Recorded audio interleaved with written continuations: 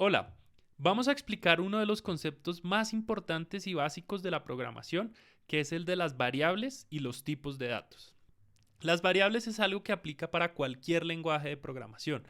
Básicamente lo que uno hace cuando crea un programa es modelar el mundo real en tu software para que puedas simular cosas y obtener resultados. Por ejemplo, podría crear un software que me permita administrar una tienda y en esta tienda yo podría almacenar la información del valor de los productos y calcular cuál es la utilidad de estos productos en un periodo de tiempo.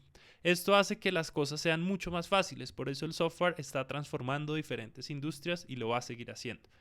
En este caso vamos a utilizar uno de los mejores lugares para aprender y es la documentación oficial. Estamos en la página de docs.oracle. Esta es la documentación oficial de Java donde podrás aprender muchas cosas, entre ellas las diferentes librerías que puedes usar. En este caso vamos a aprender de los tipos de datos primitivos. Los tipos de datos primitivos es como el apellido que yo le voy a agregar a las variables para que el compilador o lo que ejecuta el programa me pueda decir qué tipo de dato estoy almacenando. Por ejemplo, puedo almacenar números, puedo almacenar caracteres, puedo almacenar cadenas de caracteres. ¿Esto para qué? Para representar el mundo real. Por ejemplo, si quiero representar el precio de un producto, pues voy a necesitar cierto tipo de dato que me permita guardarlo con la precisión que necesito.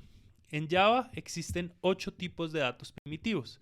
Tenemos el byte y el short, que son usados generalmente para almacenar información sobre archivos. Aquí tenemos tipos de datos numéricos de tipo entero. En este caso la diferencia es la precisión. Tenemos que el byte es de 8 bits, el short de 16 bits.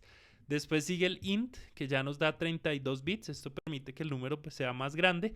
Y el long, que ya nos da 64 bits. Si queremos almacenar decimales o puntos flotantes, podemos utilizar o el tipo float para 32 bits o el double, que nos permite en este caso 64 bits de precisión.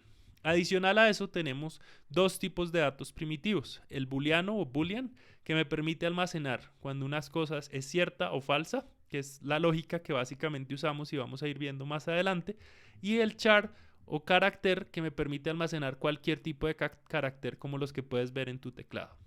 Vamos a ver entonces cómo se declaran variables y cómo esto funciona en mi entorno de desarrollo. Vamos entonces a ver con ejemplos los diferentes tipos de datos primitivos que tenemos en Java y cómo se declaran las variables. Básicamente dentro de Java encontramos diferentes espacios donde podemos escribir líneas de código. En este caso tenemos el scope de las clases, que es básicamente si yo selecciono este símbolo que es una llave, estas llaves básicamente es lo que abren y cierran bloques de código. En este caso yo puedo dar un espacio y podría declarar mis variables acá. En este caso, como tenemos el método main que nos permite ejecutarlo, pues simplemente vamos a hacerlo dentro del scope del método main. Si te das cuenta, aquí él me selecciona donde abro y cierro la llave. Entonces todas las líneas de código que escriban acá van a vivir dentro de ese scope. Pero esto es algo que vamos a ver más adelante.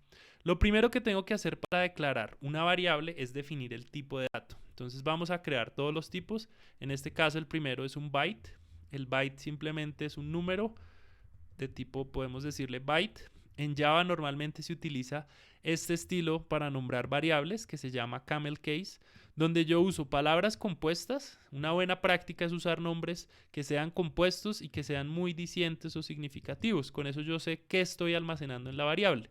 Y el estilo camel case es separar palabras con minúsculas y mayúsculas para que tenga una mejor legibilidad. Una vez defino la variable, entonces empiezo con el tipo de dato. Mira que cambia su color. Esto quiere decir que es una palabra reservada. Después viene el nombre de mi variable. Después viene el operador igual, que es para asignar el valor de la variable. Y en este caso le podemos asignar 0. En el caso de Java, toda instrucción debe terminar con punto y coma.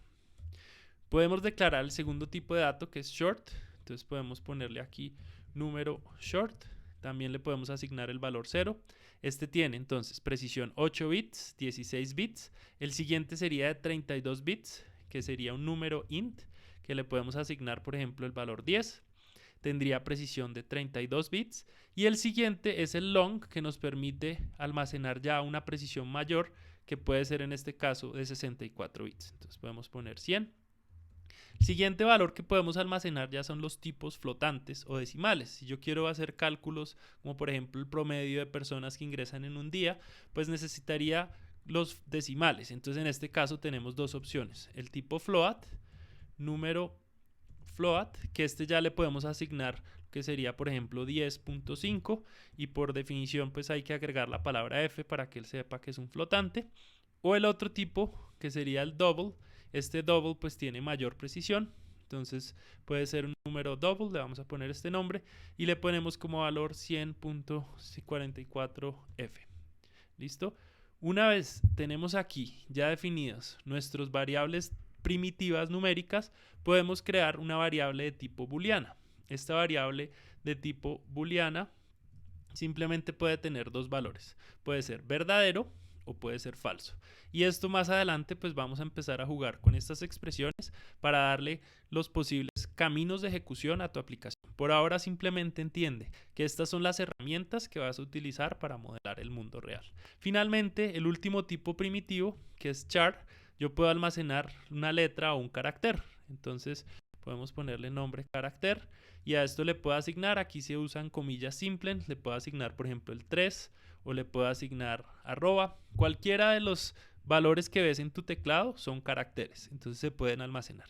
Y básicamente estas son las variables en Java. La forma de declararlas, como ves, es muy sencillo. Se define el tipo de datos, después el nombre de la variable, después el valor igual y se asigna uno de los valores. Dependiendo del tipo de dato, pues yo le asigno el valor.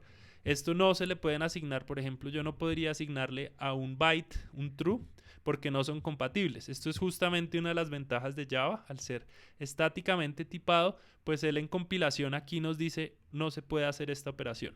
Entonces, tener mucho cuidado con los tipos de datos va a ayudar a que tus aplicaciones tengan menos errores. Por ahora, entiende este concepto y crea aplicaciones. Piensa un ejemplo para cada uno de estos tipos de datos que pueda representar algo que existe en tu habitación o en donde sea que estés viendo este video.